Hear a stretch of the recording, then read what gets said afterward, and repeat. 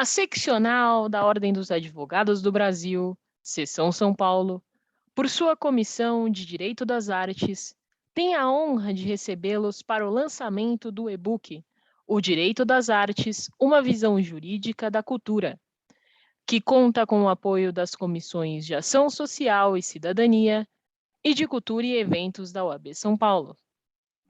Este evento compactua com os Objetivos de Desenvolvimento Sustentável da ONU.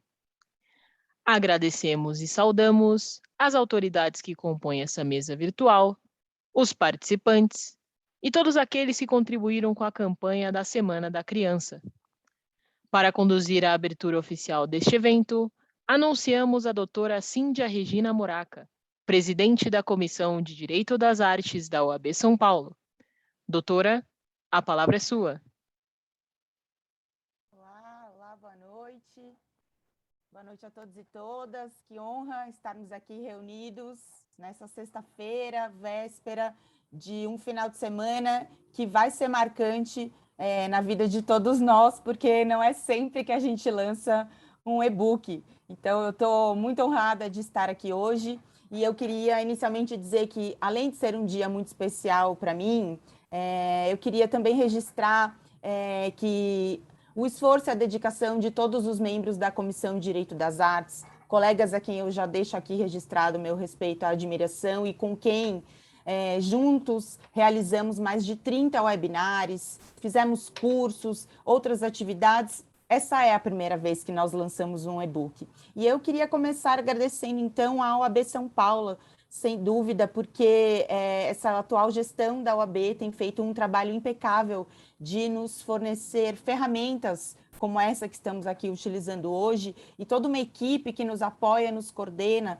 como presidente de comissão. Eu não poderia deixar de agradecer ao presidente Caio Augusto, primeiro pelo trabalho impecável que vem fazendo, segundo pelo prefácio que gentilmente escreveu para o nosso e-book. Estou super feliz de ter esse registro dele conosco. Eu também queria agradecer a Secretaria das Comissões, nas pessoas da Danila, da Isabelle e da Fernanda, que hoje estão aqui conosco, e que nos bastidores dei trabalho para elas para montar esse e-book, e elas, assim, pontualmente nos atenderam, nos auxiliaram, nos orientaram. Eu queria também registrar um agradecimento especial aos colegas Dr. Rodrigo Bucchiniani, que foi a pessoa que fez a propositura, que teve a ideia desse e-book. O Rodrigo conversou comigo, sugeriu, a gente debateu e ele fez um trabalho aí marcante, impecável de coordenação, de pressão, de colocar a galera para trabalhar, de exigir que a gente fizesse isso com amor no coração, porque é duro você ser a pessoa que cobra. Então eu queria agradecer o Rodrigo pela ideia, pelo trabalho. Eu também queria agradecer especialmente a doutora Roberta Rezende. Ela não está aqui hoje, ela está em trânsito numa viagem, ela deixou a mensagem dela já para todos nós, mas a Roberta também teve um papel importantíssimo nesse evento. Ela foi a editora e a revisora, essa é a atividade dela profissional, então foi um trabalho profissional de revisão e editoração aqui para nós. Então, sem dúvida, Rodrigo Bucchiniani e Roberta Rezende, esse e-book saiu pela dedicação de vocês. Obviamente que eu também queria agradecer aos demais colegas, a Thaís Capito e ao Guilherme Valente, o Iago Camilo, a Marjorie Faria, o Gustavo Guerra, a Peg Bessac, o Caio Aidar e o Guilherme Genestretti, espero não ter esquecido ninguém. Cada um de vocês que tirou esse tempo para pesquisar, para estudar, para compilar informação, para escrever o artigo, para trocar ideias no grupo, isso fez desse trabalho muito mais especial do que ele poderia ser. Talvez a gente ainda não entenda o impacto, mas esse e-book é um compilado de assuntos que permeiam e traduzem a abrangência de temas que compõem o direito das artes. Na verdade, o direito da arte, um nicho de mercado ainda muito pouco explorado pela advocacia, a ponto de nos faltar profissionais capacitados para atender as demandas da cultura e da arte, sendo esse um dos motivos que nos levaram a produzir esse material. Estimular que novos colegas advogados e advogadas se habilitem e se preparem para atuar nesse mercado tão interessante e ainda muito pouco explorado nos meios jurídicos. Demanda tem bastante. Vale lembrar, gente, que o setor da economia criativa é um grande gerador de empregos no nosso país e supera as indústrias tradicionais como a têxtil, a farmacêutica e até a automobilística. E ainda assim, infelizmente, vivemos um governo que tem contribuído diariamente para o desmonte da cultura e das artes no Brasil. A nossa ideia com esse book é quebrar paradigmas e escancarar a importância da cultura e das artes como um fomentador de cidadania.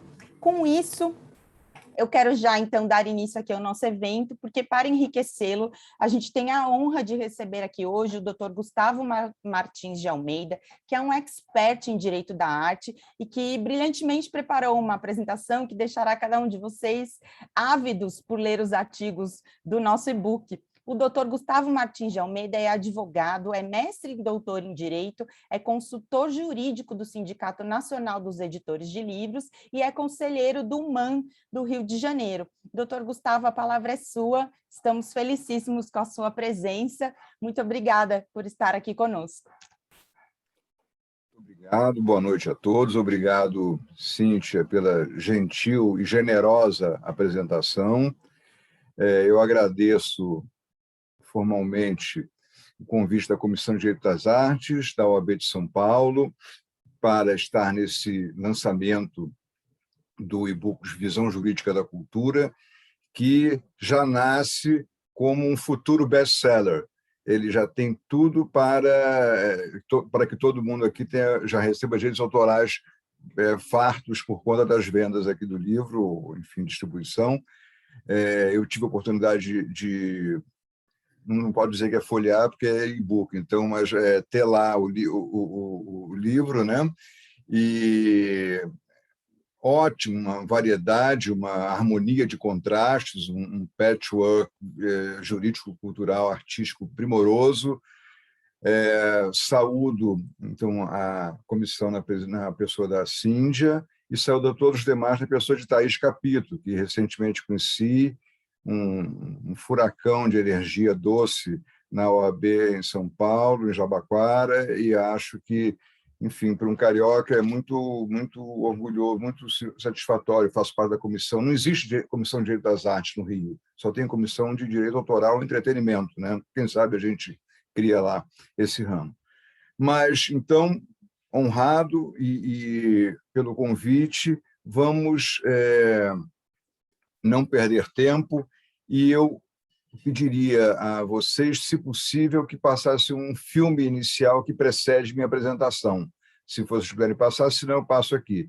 E aí depois eu entro com a minha apresentação e depois uma fala rápida junto.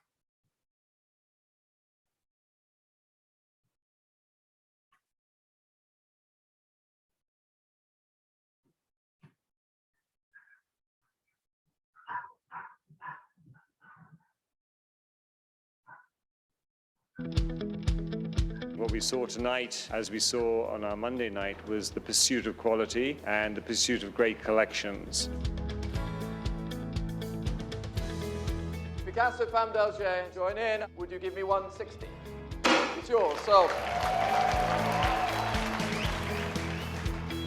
The Wonderful Pointing Man by Giacometti. Sold to you, Mark. It was a packed sale room. You were able to witness one of the greatest moments in auction history tonight.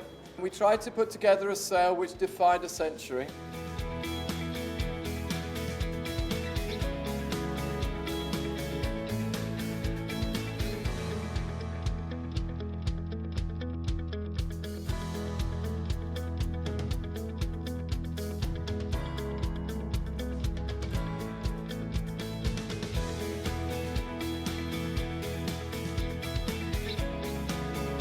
Selling it here at $50 million.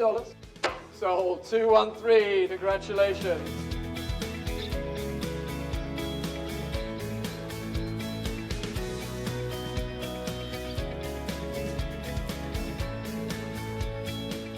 colored Mona Lisa of 1963, $50 million. It's bid.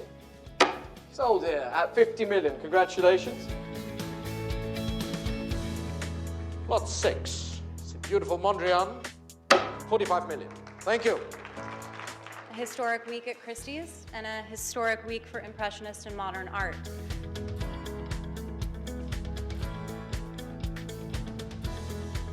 The Möller Giverny, $14 million. $14,500,000. Thank you, Brooke.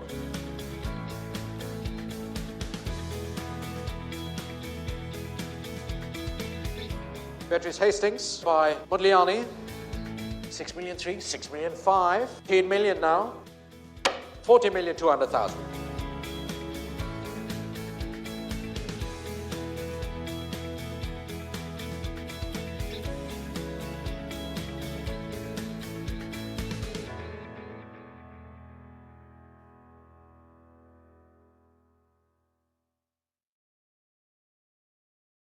Ok, então começamos. Esse foi o aperitivo, né? Vocês viram aí, preparem seus lances para bidar, para fazer o lance nas próximos leilões aí. E vamos à nossa apresentaçãozinha aqui, que é... Opa, está aqui, eu acho que é essa. Vamos lá. Eu não sei se está em visual todo. Vamos ver aqui. Eu teria que botar em tamanho... Ah, está aqui, foi, ok. Está ok, estão vendo direitinho? Vamos lá. Então, o que nós temos aqui? Primeira observação, são 19h16, eu pretendo falar no máximo até 19h28, são 12 minutos, eu vou me controlar para isso. Primeira situação, eu sempre ponho esse destaque, esse disclaimer para dizer que as imagens que estão aqui estão autorizadas por lei, antes que alguém queira me processar ou nos processar, então ninguém é cúmplice aqui, tem autorização da lei eleitoral. O que nós estamos trabalhando aqui? Primeira coisa, vocês viram a ponta do iceberg, é a venda da obra pronta pela Christie's, uma casa de leilões. Por trás disso tem o artista, a criação, a tinta, o galerista, o comerciante, o direito de autoral, o direito de sequência, às vezes. E nós trabalhamos, então, com passado e futuro, o observador do passado, do Connoisseur, de Daumier, ou a Mona Lisa Android, né? E só já para chamar atenção, prestem depois um pouco atenção quando vocês revirem este vídeo, que o valor que o apregador do leilão fala é menor do que o valor que aparece na tela, porque você tem o hammer price, que é o valor, o preço do martelo, mas tem a comissão, que é o buyer's premium, que geralmente é mais 20%. Então, o leilão sai o quadro por $50 milhões, mas depois é 60%. Então, tem a comissão de 20%. Primeiro detalhe para vocês observarem. Tá? Então, vamos trabalhar com passado e futuro, e material e imaterial. Segundo ponto, aqui nós temos... Está aparecendo todo o quadro na tela, Cíndia? Está aparecendo direitinho? Não? Não, está cortando uma parte para a gente. Eu estava até vendo como é que eu ia te avisar sem te interromper. Ué, já é só avisar, estou aqui. Deixa eu ver aqui se eu faço alguma coisa que... Melhorou? Mesmo que apareça tudo, está ok assim? Dá para ver? Sim, assim a gente consegue ver melhor. Ok, tá bom. Então vamos lá. Vai ser meio, não é o ideal, mas vai ser meio assim, já dá para ver o lateral, mas tudo não tem problema. Melhor do que cortar a coisa, ok?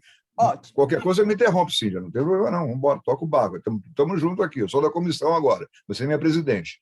Então, pelo menos por 18 minutos. Então, a tinta era usada, guardada em bexigas de porco.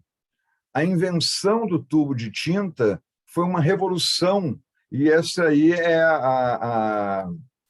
um quadro da Winsor & Newton, que é a maior fabricante de tintas do mundo, mostrando a evolução da tinta. O pintor pôde sair, os impressionistas puderam pintar fora no campo e fazer os quadros novos. Então, a gente vem do pigmento, vai passando para o Pantone, né? Hoje em dia tem o Pantone, e o tubo de tinta representa uma revolução na evolução das artes plásticas.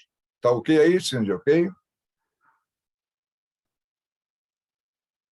E um outro ponto é também a tecnologia. Na exposição que teve sobre Leonardo da Vinci em São Paulo, hoje em dia você tem uma análise das telas com vários espectros e análise química também para verificar a composição da tinta da pintura, que pode detectar a época da tinta. Recentemente, o chumbo era um componente da tinta que intoxicava os pintores. E, uma época, descobriram que era possível acrescentar chumbo às tintas, sumiram os soldadinhos de chumbo das lojas, que o pessoal comprava os soldadinhos para derreter o chumbo, acrescentar em tintas e depois falsificar a idade da tinta. Um outro ponto, um outro eixo, é o eixo do material para o imaterial. Então, a gente tem a imagem do Narciso de Caravaggio, né? O Narciso que morreu se olhando no espelho. Hoje, o Narciso está numa tela de celular. Quer dizer, a pintura física, a escultura física, e também eu vou dando espaço à pintura e à escultura, e à arte audiovisual, a arte imaterial, a arte do NFT agora, não é? Então, quem vê um Rodin numa exposição como essa aqui, aprecia muito a escultura, mas eu gosto mesmo de ir para a base e procurar a assinatura impressa no bronze, para ver como é que foi feita a assinatura, quem fez, se confere, quem foi o fundidor dessa assinatura. E já começando a entrar nos trabalhos do livro, o primeiro, se não me engano, fala da proteção das artes nas constituições brasileiras. Então, temos aqui já problemas que já existiam na França, né? Uma gravura de 1870 da revista de moda, que depois o Cézanne teria, talvez, se inspirado nela para fazer um quadro, né? Mais adiante, é só um pot-pourri do direito das artes, ok? Temos a escultura inaugurada semana passada em Paris, que foi um projeto do recentemente falecido artista Cristo, que tinha o hábito de empacotar as obras de arte. Ele empacotou, foi uma obra póstuma, o Arco do Triunfo, empacotado em Paris, vai ficar em exposição até janeiro, se não me engano. Quem tiver tempo de ir lá assistir em loco, está aí a obra de arte do Cristo.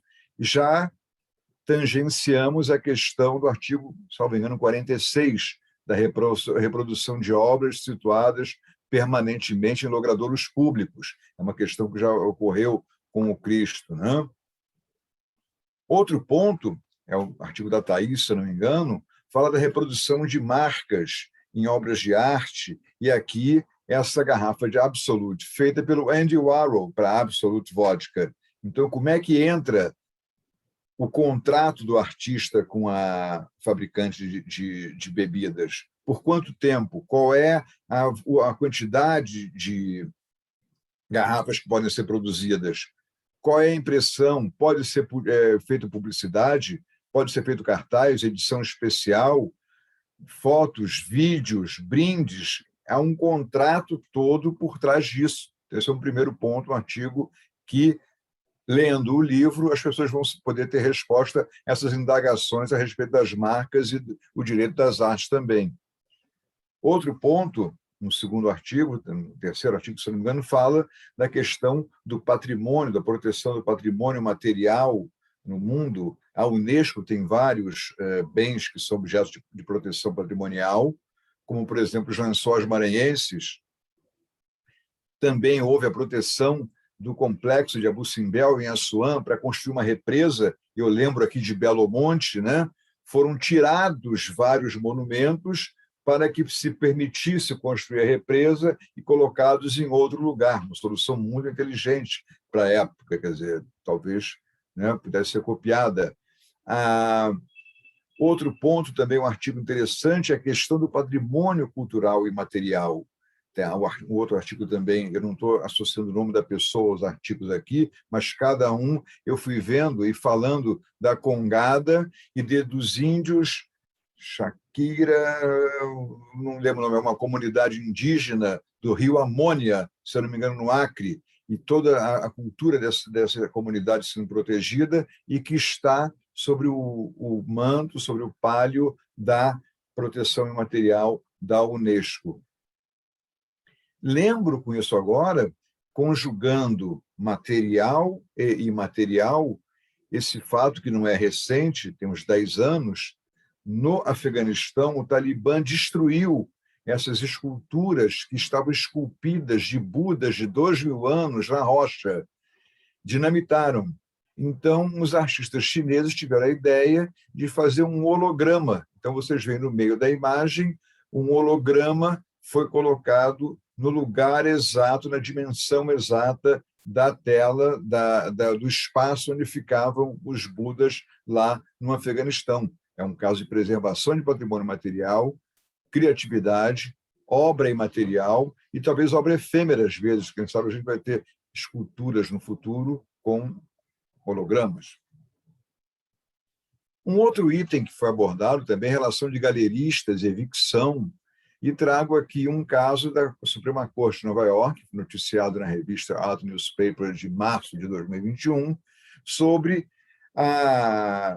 o problema de alteração, distorção na imagem do trabalho do artista, exatamente protegendo o direito moral do artista e a punição que a galeria teve.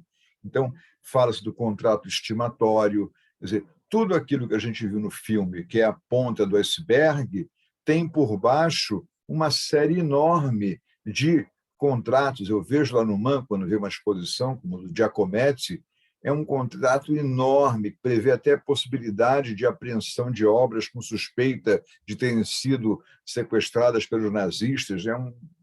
Quantas fotos podem ser divulgadas em alta resolução, quantas em baixa, se pode ter catálogo ou não, impresso ou digital, contrato com Google Arts. Então, a questão da reprodução de obra de arte, a relação galerista-artista, é uma relação muito importante, que muitas vezes o galerista é quem impulsiona o artista, a vida do artista inicialmente.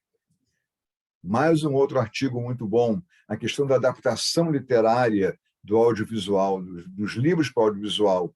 E eu trago aí imagem da série Sob Pressão brasileira, né, que foi originada de um livro, e quantos trabalhos são objeto de adaptação e como é que se expressa na imagem e som a forma do livro, como é que se corporifica em imagem e som o texto criado pelo escritor, não é? E os respeitos ao direito moral, entra também a questão de dublagem do artista, do tipo do artista, se foi bem ensaiado, por exemplo, no caso de uma peça teatral. Então, todos esses pontos que eu estou elencando, a resposta está no e-book Visão Jurídica da Cultura, que tem que ser comprado, distribuído. Então, o objetivo é esse, é suscitar questões para que quem ler o livro tenha as respostas. Outro ponto também abordado no livro fala do direito aduaneiro, a tributação das obras de arte. E aqui é importante contar esse caso. Brancusi, o genial Brancusi, teve uma obra, esse Pássaro no Espaço, importado por um colecionador americano, e na alfândega foi dito que não era um pássaro, isso era um pedaço de granito com um pedaço de bronze. E foi tributado. A obra geralmente não é tributada. A questão foi a justiça americana que acabou decidindo que era uma obra de arte na concepção do artista e não houve tributação. Outro ponto é a questão das crianças em eventos culturais. Eu trago aqui o personagem Menino Maluquinho, quantos eventos, problemas que nós temos com informação nos museus a respeito do conteúdo das obras de arte, porque como se concilia a liberdade de expressão com o direito de informação e o direito de proteção dos menores. Por último, também a questão do streaming. Nós tivemos uma decisão da STJ que fala sobre o streaming de música em execução pública, mas temos que ver também a questão do audiovisual com a crescente frequência das pessoas em casa, manutenção em casa e a ida. Quer dizer, hoje, ontem estreou James Bond, mas eu ainda não vou ao cinema, não estreou no Netflix, se não me engano, né? Eu sou fã do James Bond, vou lá, mas ainda tenho que me precaver um pouquinho. E, para terminar, já ultrapassei dois minutos do meu tempo regimental aqui, mas, para terminar, uma hipótese interessante. Eu, 30 anos e 30 quilos atrás, estive na inauguração da exposição do Centenário de Cavalcante, e na qual estava esse quadro Samba, o quadro mais famoso de Cavalcante, com o pintor Esquia, Helena Severo, Dr. Nascimento Brito, presidente do MAN. Só que esse quadro pegou fogo no incêndio do Marchand Jamboguite. Então, eu suscitei no artigo, esse quadro que vale 50 milhões de reais, vai até mais, que poderia ser feito um NFT desse quadro para ressuscitar não o corpo, mas a alma do quadro. Então, a gente teria uma utilidade do NFT agora, que é a criação de uma obra imaterial, já que, apesar de perecida a obra material, a proteção ainda é totalmente passível de aplicação, ou seja, não se pode fazer uma gravura, um plágio, uma coisa parecida. E, por último, uma blaguezinha aqui, a nossa querida Débora Portillo deveria gostar. Eu recomendo muito que vocês vejam a Mystique, é uma cartunista, artista, é um Banksy de saias francês. E ela fala da justiça justa, e põe um figurino justinho, bem cinturado, né? Slim, na juíza aí. Então, eu acho que a justiça terá que passar, talvez, por uma saia justa, por um corpo justo, por um prêt-à-porter, para abordar esses itens que a Voldoiseau trouxe para vocês, que representam apenas uma pincelada de aquarela, nem a óleo, do que tem no Direito das Artes. Muito mais tem pela frente, mas acho que o início da introdução com a leitura da visão jurídica da cultura é importantíssimo. E, com isso, tendo ultrapassado 3 minutos do prazo regimental, eu agradeço a atenção de vocês, a paciência, e torço para que muitos exemplares sejam vendidos, e desse primeiro e-book. No segundo, gostaria, se for convidado, de participar. Vai ser uma honra para mim, um prazer. Muito obrigado a vocês pela atenção. Muito obrigada, meu caro doutor Gustavo. Saiba que, assim, eu espero que esse realmente seja o primeiro de muitos. Está oficializado o convite para que você, por favor, colabore conosco, escrevendo um artigo para o nosso próximo e-book.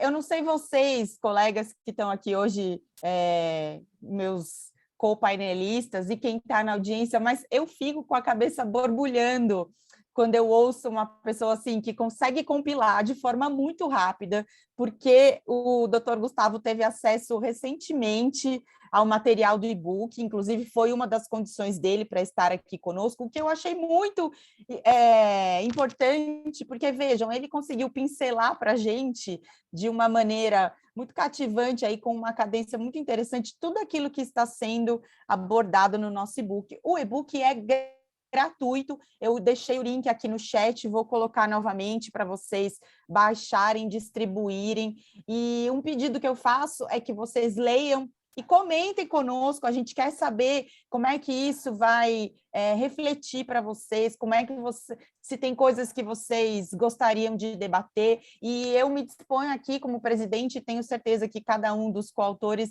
faz questão de participar, a gente pode montar webinars para a gente debater essas dúvidas que surgirem do e-book. Muito obrigada, doutor Gustavo. Eu queria dizer que eu sou uma fashionista de coração, eu estou acompanhando o Paris Fashion Week, e aquela obra ali do Arco do Triunfo, aquilo tem sido o palco de todas as fotos em todos os Instagrams de moda, realmente está sensacional, e eu gostei de ver aqui você comentando isso, foi muito interessante. Obrigada pela apresentação, obrigada por estar aqui conosco. Eu queria, em especial, antes de a gente ouvir os nossos autores, fazer um agradecimento para alguns colegas que estão aqui na audiência hoje, a minha caríssima professora doutora Ana Vastag. Eu queria também agradecer ao doutor Antônio Carlos Aidar, que está sempre conosco em nossos eventos, a doutora Noélia e a minha caríssima também, doutora Simone Henrique, muito obrigado. A Kailine, que também é membro da nossa comissão, em nome dela eu cumprimento os demais membros que estejam por aí na audiência. E eu queria, então, a partir de agora, passar a palavra rapidamente para que cada um dos nossos autores se apresentasse e talvez fizesse as suas considerações. E eu, inicialmente, chamo o doutor Rodrigo Guimarães Buchiniani, e o artigo dele é intitulado Os Direitos Culturais nas Constituições Brasileiras. Olá a todos, boa noite. Boa noite a Cíndia, boa noite a todos os colegas, boa noite a todos que nos assistem. Primeiramente, foi uma aula escutar o professor Gustavo. Realmente ele conseguiu sintetizar de forma vertical muitos dos conceitos do que se refere à arte, do que se relaciona a patrimônio cultural material e imaterial. E aproveitando essa deixa, o capítulo que eu pude contribuir é justamente aquilo que a Constituição nos garante, né? Que é o artigo 215 e o 216, na qual estabelece o dever do Estado de garantir a todos acesso à cultura, às artes. E, sem dúvida alguma, quando a gente fala de Constituição, o Estado e nós mesmos, sociedades, também temos que preservar os bens de natureza imaterial. Então, por exemplo, a capoeira, a roda de samba, o circo, a culinária dos povos tradicionais, como também os bens de natureza material, como, por exemplo, preservar construções dentro dos centros urbanos, porque são formadores da identidade do povo. Então, falar de direitos culturais ao longo da história, eu poderia falar sobre horas, e eu vou dedicar esse pouco tempo que me resta para falar sobre a relação do direito e da cultura que se dá conosco, né? Nós, o povo, na sociedade, quando a gente sai, vai e volta para o trabalho, ou até mesmo pelos celulares, a gente vê a arte em todos os lugares. Então, é no grafite, é um malabarista de farol, é nas praças, e a gente vê que isso acontece de forma mais frequente a partir de 88, que realmente a Constituição estabelece a liberdade de expressão artística, independente de censura ou pedido prévio. E isso foi uma inovação, porque nos nossos quase 200 anos de república, é até contraditório analisar os textos condicionais, né? Porque ele fala que a arte, de forma abstrata, é livre, né? Todos nós podemos nos expressar, mas depois ele fala que aquele que realiza a arte, que é o artista, ele deve se ater às normas morais dos bons costumes da época.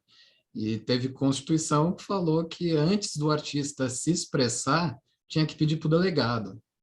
E eu acho que mais próximo de nós fica o ato inconstitucional número 5, na qual realmente a arte sofreu censura de diversas formas, né? Mas são novos tempos, nós temos a Constituição e também temos a Comissão de Direito das Artes para estabelecer um diálogo, uma comunicação com a cidadania, com os profissionais do direito, com todos os interessados, de como o direito pode fortalecer a arte e esse novo mercado. Então, eu termino por aqui, agradeço a todos, e é um prazer e estamos de pé e ordem. Muito obrigado. Muito obrigada, doutor Rodrigo.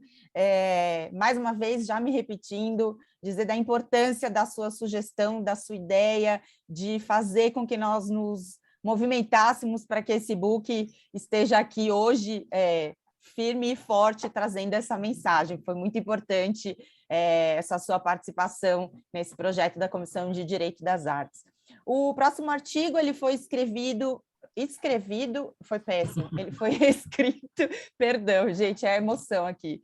Ele foi escrito em conjunto pela doutora Thaís Capito e pelo doutor Luiz Guilherme Veiga Valente, intitulado Marcas e Artes, Relação, Direitos e Proibições. Acho que pode ser a doutora Thaís, primeira. Obrigada, Cíndia. Primeiro, eu quero te agradecer por todo o apoio, pela confiança e te parabenizar pela excelente condução da Comissão de Direito das Artes na OAB de São Paulo. O seu trabalho também impecável no Fórum do Jabaquara. Então, parabéns. Para quem não sabe, visitem o Fórum do Jabaquara. Tem várias exposições que a Cíndia coordena lá no tribunal. Antes de tudo, o Gustavo comentou sobre NFT, então eu não posso deixar de falar que vai sair a segunda edição do curso de NFT na Associação Brasileira da Propriedade Intelectual, a BPI, que eu tenho o prazer de coordenar esse curso e o Gustavo é um dos professores. Então, hoje, eu recebi agora um lembrete aqui que eles já abriram as inscrições, então quem quiser saber mais sobre NFT, como que é essa proteção das obras de arte por NFT, se inscrevam lá no site da BPI, tá bom? Depois, se vocês quiserem, até coloco aqui no chat. Bom, o nosso artigo, o meu do Guilherme, surgiu de um webinar que a gente fez aqui para a comissão, que era justamente esse tema sobre marcas e artes, como que fica essa utilização. É possível você utilizar uma marca em uma obra de arte? É possível você utilizar uma obra de arte em um produto? Então, a gente debate essas questões. Eu não vou tomar muito tempo, porque o Guilherme escreveu comigo, então eu vou dividir meu tempo com ele. Então, eu só quero agradecer ao Guilherme por todo o apoio, por todo o esforço. É sempre um prazer fazer qualquer evento com você, escrever um artigo. Foi excelente, eu sempre aprendo muito. Para quem não sabe, o Guilherme é um expert em direitos autorais, eu super recomendo.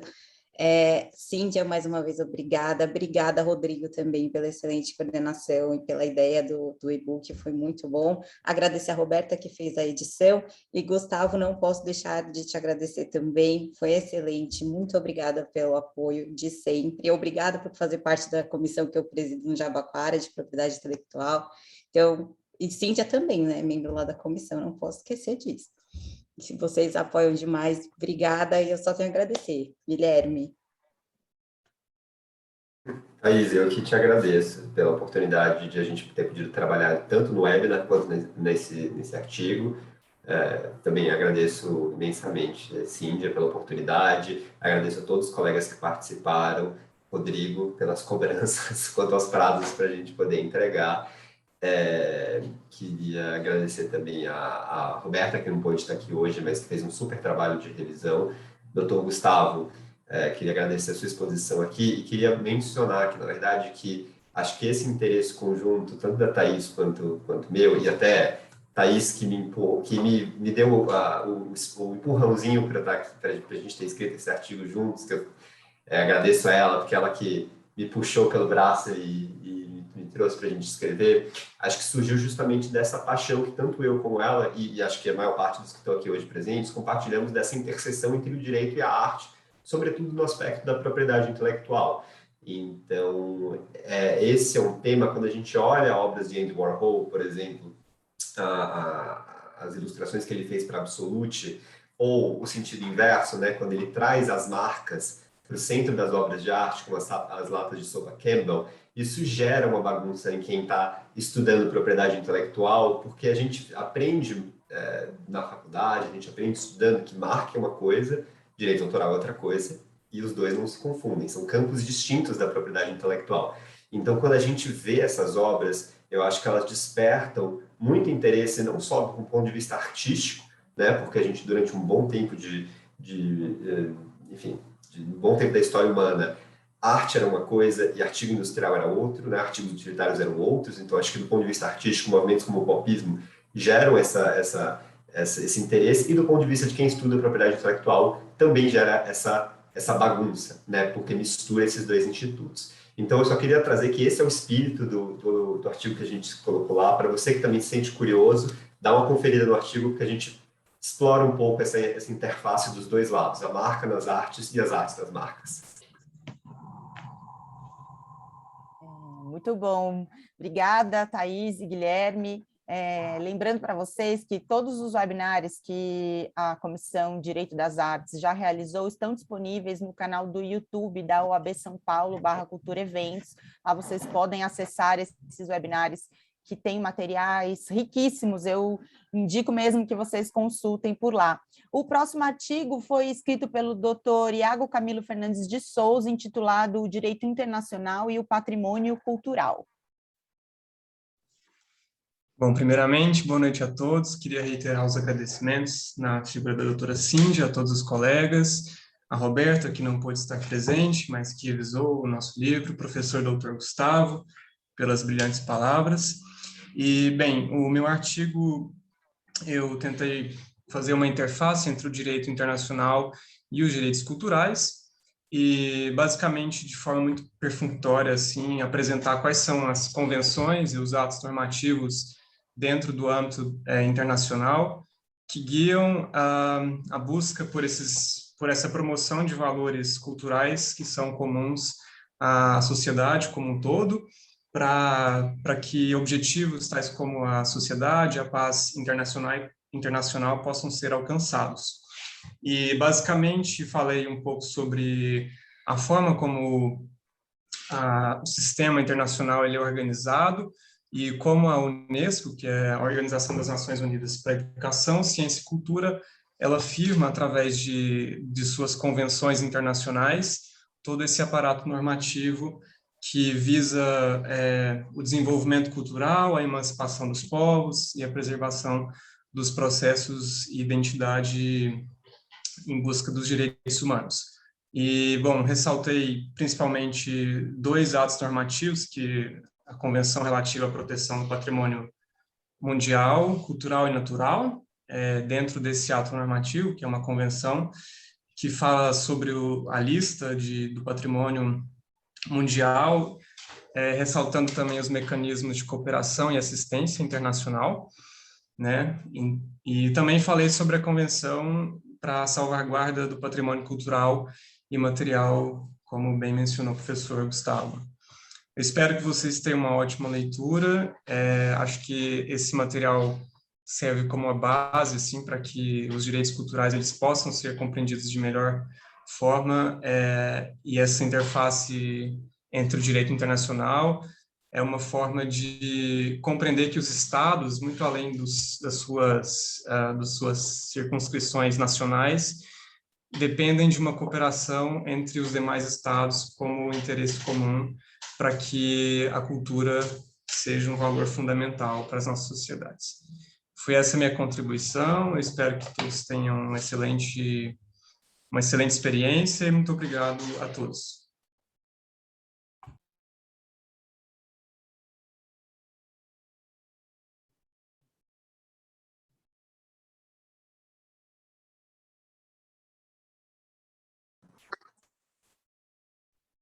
Doutora Cíndia, passo a palavra. Gente, desculpa, caiu a energia aqui na minha casa. Então, seguindo, vamos ver se eu consigo aqui retomar. O próximo artigo foi escrito pela doutora Marjorie Prado Junqueira de Faria, intitulado A relação entre o direito ao patrimônio cultural e material e o princípio da solidariedade intergeracional. Boa noite a todos. Estão me ouvindo? Sim. Eu sempre tenho um problema com áudio. Bom, boa noite a todos e todas, a todos. Queria inicialmente agradecer à OAB, né, sempre por nos oportunizar com um espaço de debates tão ricos, sempre relacionando temas importantes da área do direito com as artes. Queria agradecer a Cíndia, né, sempre abrindo esses lugares, esses espaços, trazendo sempre profissionais incríveis, né, contribuindo para grandes reflexões sobre os temas. Queria agradecer ao Dr. Gustavo pela costura generosa dos nossos artigos e queria parabenizar aos ilustres colegas também pela generosidade na contribuição de cada um com seu ponto de vista, com a sua atuação profissional, enriquecendo o debate dos direitos culturais como um todo. Eu sou uma entusiasta de várias linguagens artísticas, mas uma especificamente que me encanta muito é o patrimônio cultural. Tenho alguns anos de pesquisa em algumas cidades do interior de São Paulo, buscando entender a relação entre memória e esquecimento. E foi com um encontro muito feliz com grupos populares, tradicionais, griots, educadores, artistas, que puderam me trazer um universo muito vasto sobre o que são os patrimônios imateriais, né? Como já foi falado anteriormente pelo Dr. Gustavo, e também pelo Dr. Rodrigo, que também, fazendo uma observação, parabéns também pela iniciativa do artigo, antes que eu me esqueça. É o patrimônio intangível, né? O patrimônio cultural tem o patrimônio material, que são as edificações, sítios arqueológicos, e o intangível é todo aquele conhecimento universal que se transmite entre as gerações. Então, nós temos as celebrações, são as festas, o carnaval, nós temos as formas de expressão, por exemplo, a congada, que eu trabalho muito com o tema, Folhas de Reis, as culinárias. Esse é um universo vasto que é transmitido pela forma ancestral, pelos conhecimentos. E, em contato no território, eu tive muitas conversas com esses grupos que sempre tiveram muita dificuldade com relação à preservação desses bens. Então, levantando essas questões, para além do âmbito antropológico, sociológico, com esses grupos que sempre trazem grandes revelações sobre as suas artes, as suas culturas e sobre formas de preservação, quis levar para o âmbito da política pública e também um debate no âmbito jurídico. E o nosso ordenamento jurídico, ele é riquíssimo do ponto de vista da consagração dos direitos culturais, como o Dr. Rodrigo já disse nos artigos, né? E especial atenção ao direito do patrimônio. E aí, para além da redação do texto, achei bastante oportuno dar um passo adiante e entender o princípio, o começo de todas essas relações, e tive o feliz encontro com o princípio da solidariedade intergeracional, que é muito usual no direito ambiental, mas que traz uma relevância muito grande no patrimônio cultural e material, porque o patrimônio cultural e material, ele é a própria solidariedade intergeracional, porque a transmissão dos bens, dessas referências culturais ancestrais, presentificada por nós e com a preocupação de se transmitir para o futuro. Então, é um princípio que, para além de ser jurídico, ele tem uma vocação ética, uma vocação educacional e de formação muito importante para ser debatido para esses grupos e, para além desses grupos, para nós que usufruímos do espaço coletivo, do espaço cultural, aonde se dão todas essas manifestações. Então, são breves considerações no artigo em que trato sobre de maneira interdisciplinar. Tive a contribuição do pesquisador Rodrigo Ribeiro, em Caconde, que é a cidade da minha família, que é um grande querido que trabalha junto com as manifestações culturais locais. E, enfim, finalizo aqui sem me alongar, porque a gente sempre fala muito do que gosta. Então, gostaria só de agradecer, espero que gostem, e, novamente, gostaria de parabenizar todos os envolvidos nessa iniciativa. Obrigada.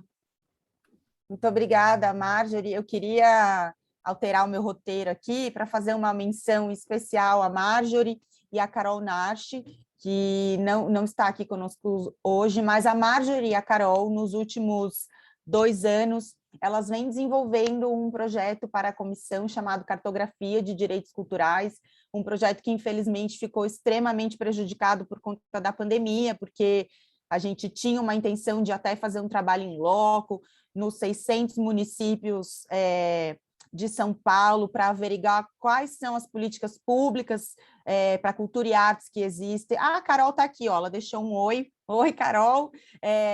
Mas eu faço questão de mencionar esse projeto sempre que eu tenho oportunidade, porque, embora ele esteja ainda em fase de desenvolvimento, é muito provável que a gente não consiga finalizar esse trabalho na atual gestão, mas as colegas vêm empenhadas aí há muitos meses, estudando o tema, produzindo o relatório. A gente tem tido o apoio singelo da Secretaria das Comissões, espalhando esses relatórios em algumas subseções para que os nossos pares em outras comarcas pudessem colaborar, respondendo esses questionários, mas esse é um projeto que nós vamos precisar de mais tempo, quem sabe o que vem por aí, não é? Mas eu faço questão de deixar o parabéns para a Carol Narchi e para a Marjorie Faria pela propositura do projeto, pelo trabalho que já fizeram, e a gente vai ainda tirar isso do papel. Parabéns, obrigada, Marjorie. Dando sequência aqui, o próximo artigo foi escrito pelo Dr. Gustavo do Abiarri Carneiro da Cunha Guerra,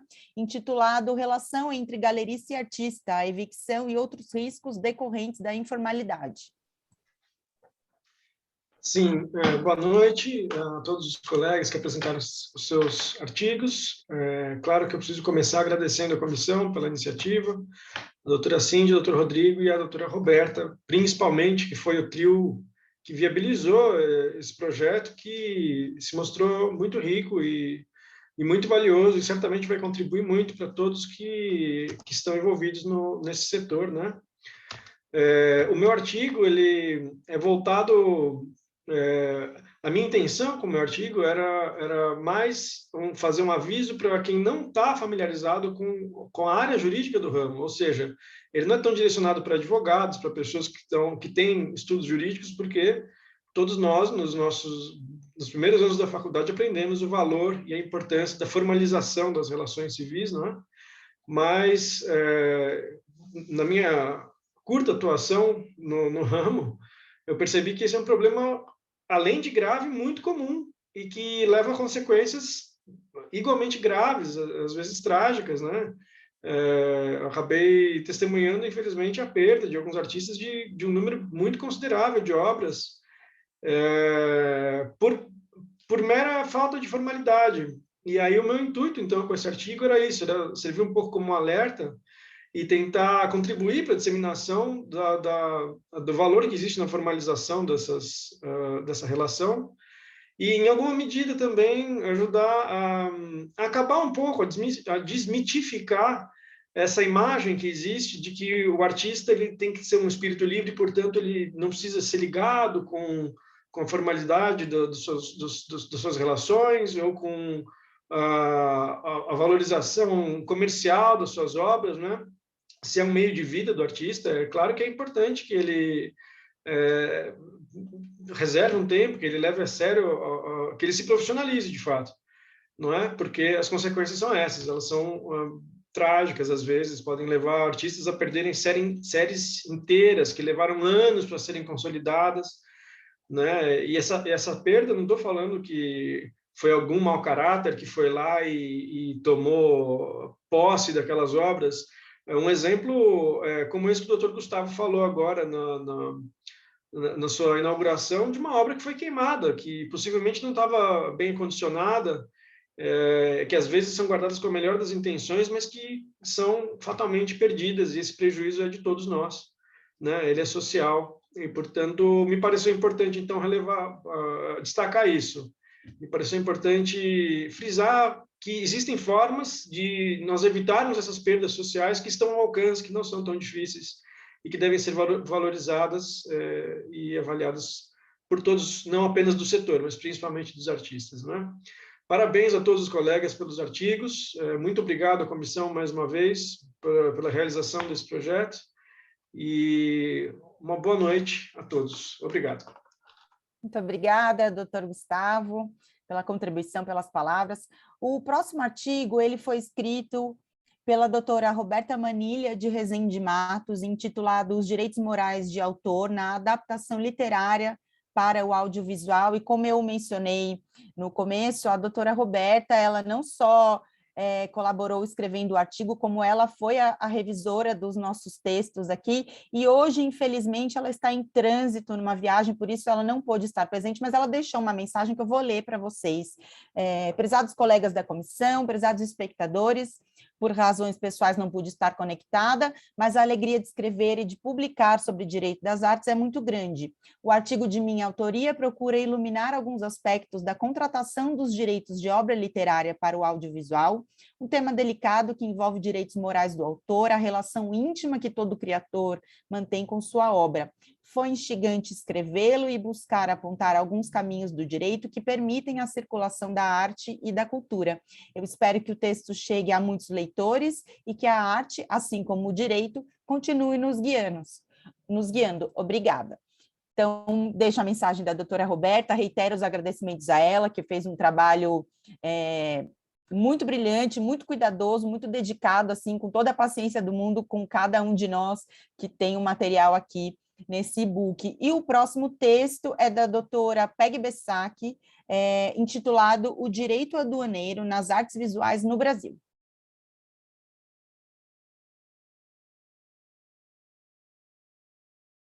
Áudio. Obrigada. Eu gostaria de reiterar os agradecimentos à Cíndia, como presidente da comissão, ao Rodrigo e à Roberta, e saudar os demais colegas da comissão. Acho que é um trabalho, sem dúvida nenhuma, extremamente importante. No meu artigo, eu procurei tratar a união de dois temas que, para mim, são muito ricos, né? Eu tenho uma paixão muito grande, que é o comércio exterior e o mercado de artes.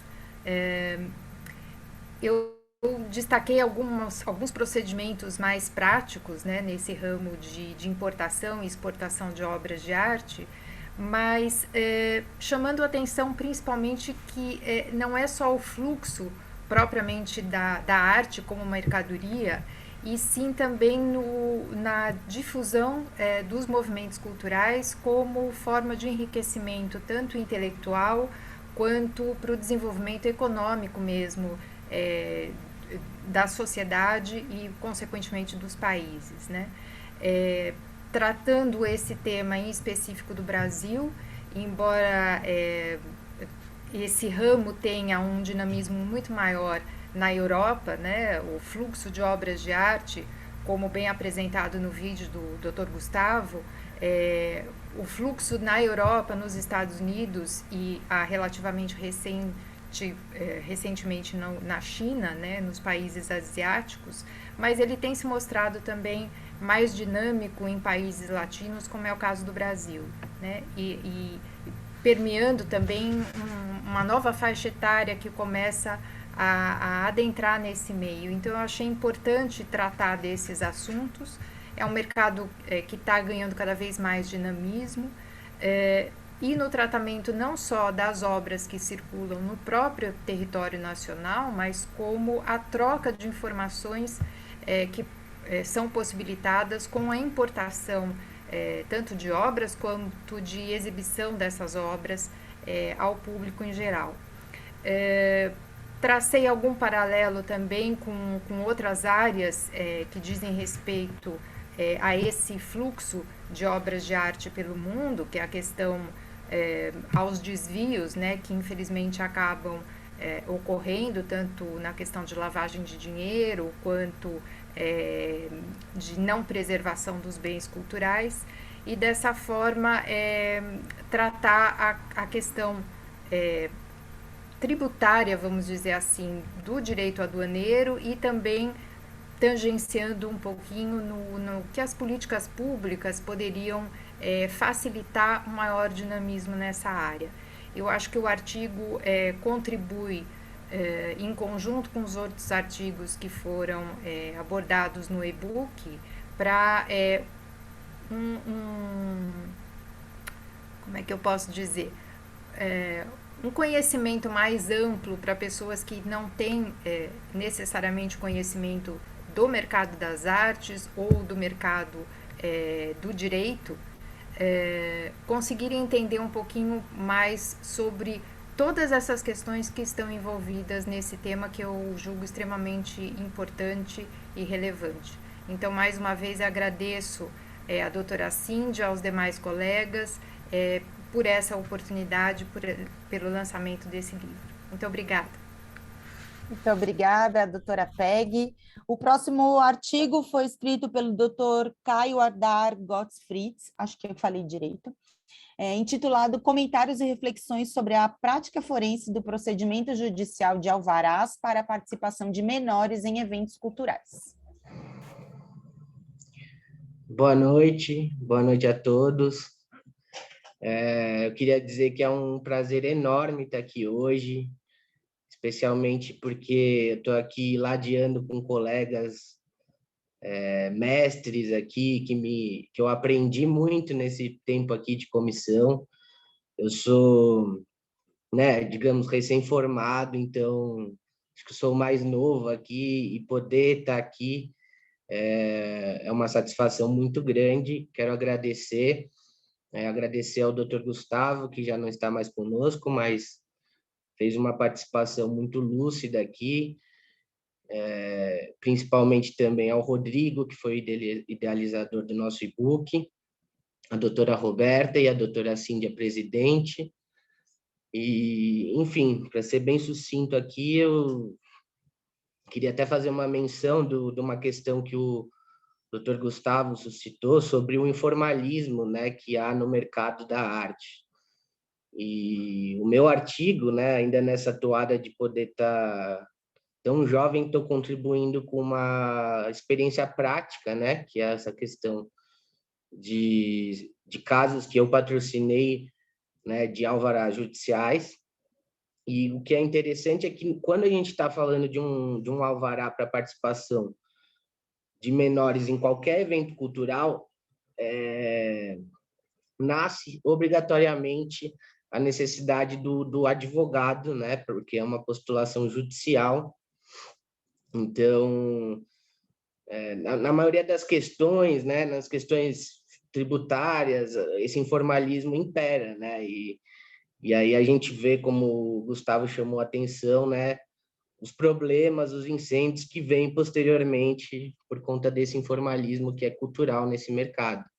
Quando a gente fala dos alvarás judiciais, obrigatoriamente isso é refutado, uma vez que é necessário ajuizá-los nas respectivas varas da infância e da juventude competente. Então, assim, é uma ótima oportunidade para reinventar esse diálogo, para o próprio profissional do direito poder se posicionar de uma forma a entender mais as necessidades do produtor, do agente cultural, né? Esclarecer justamente o que acho que a nossa obra ela diz meio que de pano de fundo, que a cultura, que o direito não é um rival da cultura, pelo contrário, né? A gente precisa incorporá-lo no nosso planejamento cultural. Então, é sobre mais ou menos isso que eu escrevi, né? Decorrentes de experiências próprias. Agradecendo aqui de novo e boa noite a todos. Obrigada. O último artigo do nosso e-book foi escrito pelo Dr. Guilherme Martins Genestretti, intitulado A Regulação do Streaming entre o Protecionismo e o Libera Geral. Obrigado, está todo mundo me ouvindo, né? Eu queria agradecer o convite para participar desse book, saudar aqui os meus colegas da comissão, agradecer a Cíndia e o Rodrigo, enfim, e a Cíndia em particular pela brilhante condução aqui da comissão. E acho que eu queria compartilhar também um pouco da minha experiência redigindo meu artigo, porque eu acho que ele explica um pouco aí a dimensão do direito das artes, né, e a necessidade que a gente tem de buscar recursos em várias áreas do direito para falar sobre o tema da nossa comissão, né?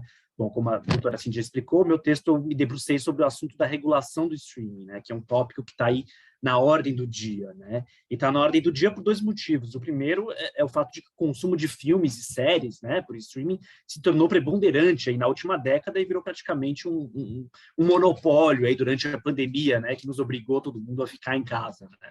Todos nós aqui nos lembramos de crescer vendo filmes no cinema e assistindo séries de televisão em canais de televisão, mas agora todos nós estamos diante de um novo fenômeno, que é a possibilidade de ter acesso a um catálogo imenso sob demanda. E o segundo aspecto, que traduz aí a importância desse assunto, é o fato de que a regulação do streaming está na ordem do dia, está sendo discutido aí no âmbito do Congresso Nacional, e ainda não há um consenso estabelecido sobre como o direito deve reger essas novas tecnologias, né?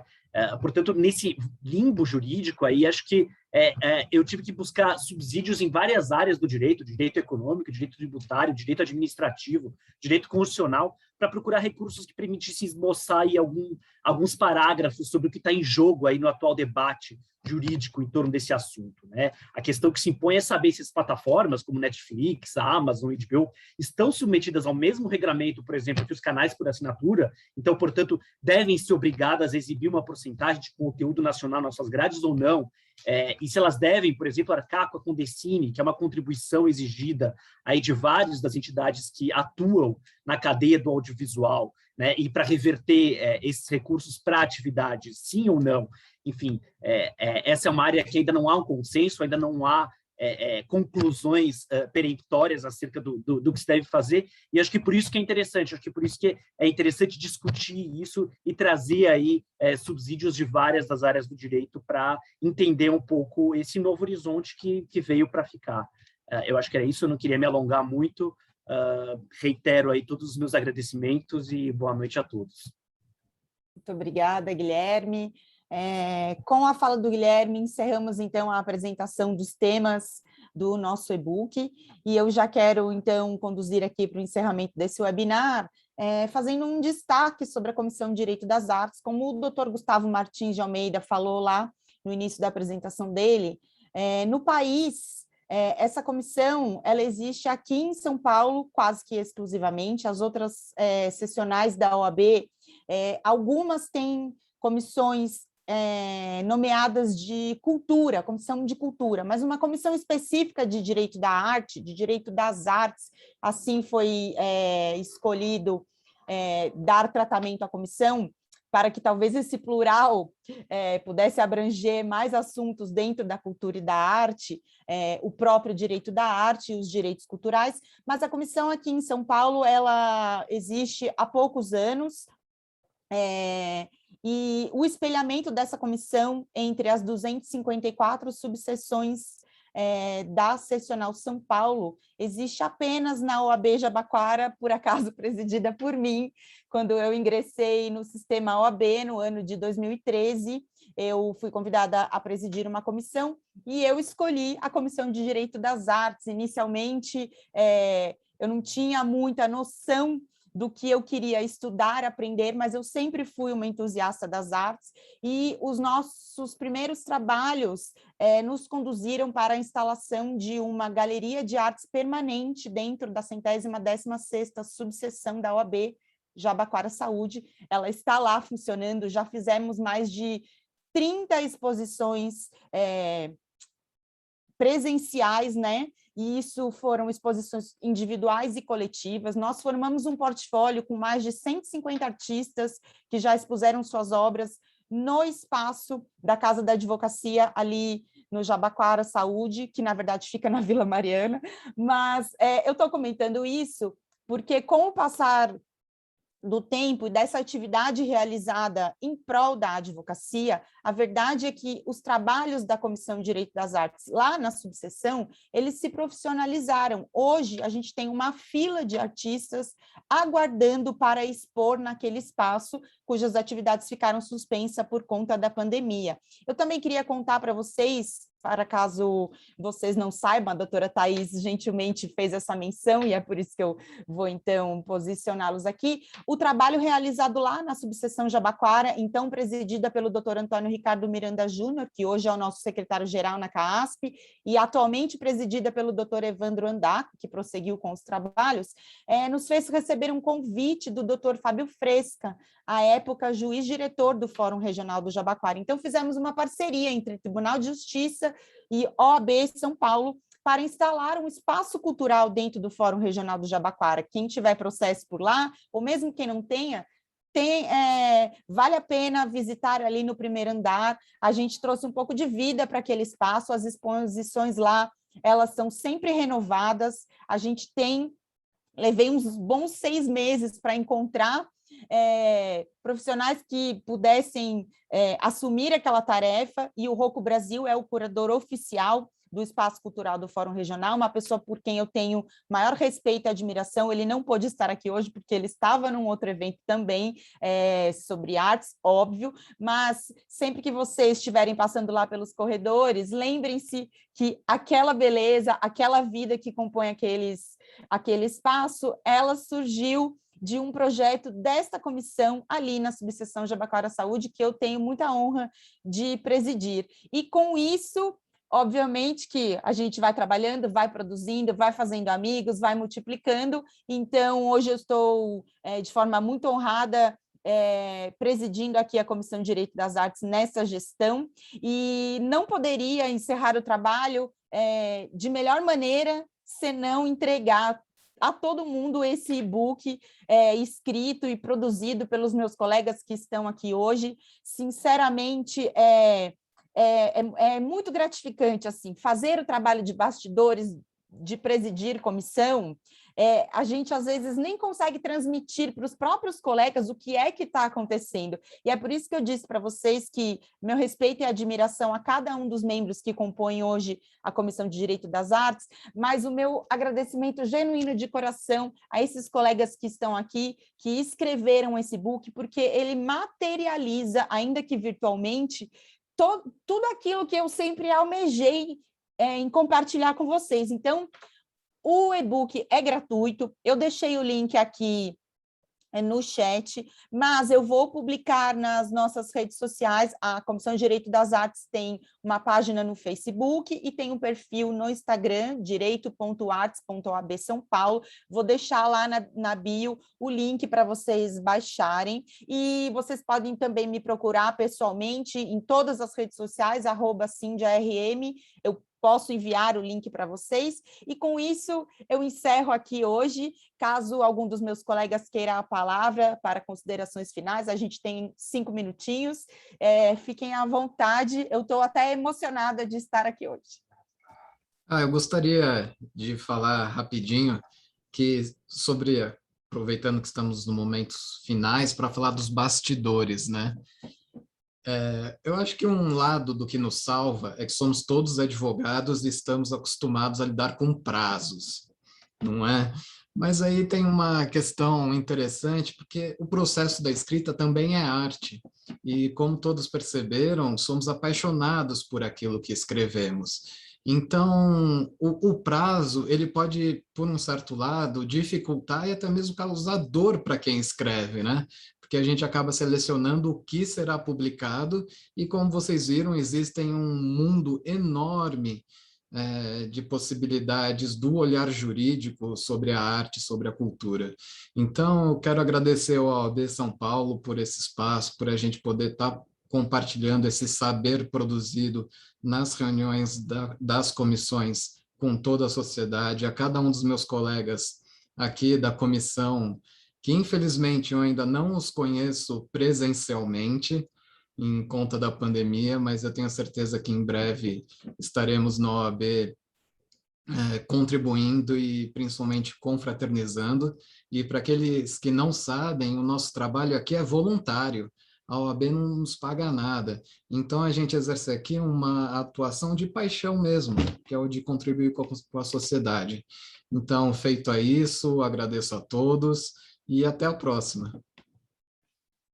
Muito obrigada, Rodrigo. As suas palavras também traduzem o meu sentimento, e eu queria aqui fazer uma errata, né? Porque da maneira como eu falei, como os colegas falaram, parece que o Rodrigo, que ele foi assim, super rígido com a questão dos prazos, mas a verdade é que na qualidade de procrastinadora que eu sou, eu tive muita dificuldade, sim, em escrever o artigo, e a condução do prazo pelo Rodrigo foi muito importante para mim, porque senão a gente acaba se perdendo. Eu só agradeço, Rodrigo, a gente já está aqui na parte informal do evento, mas essa tarefa árdua que você teve de nos coordenar nesse ponto, ela foi fundamental. Para a gente encerrar, eu queria fazer uma menção honrosa à presença da doutora Mariana Capelano, que é a atual tesoureira da subseção Jabaquara Saúde, que é a minha de coração. Obrigada, Mariana, por estar aqui nos prestigiando. Um agradecimento especial a cada um dos colegas que esteve na audiência conosco até esse momento. Aproveitem o material, e se ninguém mais tiver nada para declarar, esse evento está encerrado. Eu peço que vocês acompanhem as atividades da Comissão de Direito das Artes pelas nossas redes sociais, e eu vejo vocês em breve. Até a próxima. Tchau!